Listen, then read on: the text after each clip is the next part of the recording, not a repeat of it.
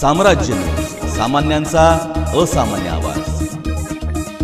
अक्कलकोट तालुक्यातील कुरनूर धरणाच्या वरील बाजूच्या तुळजापूर तालुका व परिसरात मुसळधार पाऊस पडला।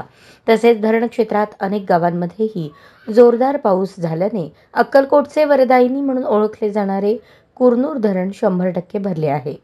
धरणाच्या 3 दरवाजांमधून पाणी सोडण्यास सुरुवात झाली आहे। धरण 100% भरल्याने पिण्याच्या आणि शेतीच्या पाण्याची समस्या दूर होणार आहे।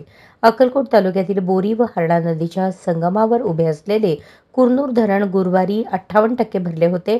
धरणाच्या वरच्या बाजूकडील धाराशिव जिल्ह्यातील नळदुर्ग, तुळजापूर भागात मोठा पाऊस झाला। तसेच कुरनूर, चबळगाव, हन्नूर आदी धरणग्रस्त भागातील अनेक गावातही मुसळधार पाऊस झाल्याने दोन्ही नद्यांवाटे मोठ्या प्रमाणात धरणात पाणी आले। शुक्रवारी सकाळी धरण 86% इतके भरले होते। दुपारी 2:45 ते 3च्या सुमारास धरण 100% झाले आहे। कुरनूर धरणाची एकूण क्षमता 822 दशलक्ष घनफूट इतकी आहे। आज दुपारी 3 वाजता कुरनूर धरण पूर्ण क्षमतेने भरल्यानंतर धरणाचे 3 दरवाजे उघडण्यात आले।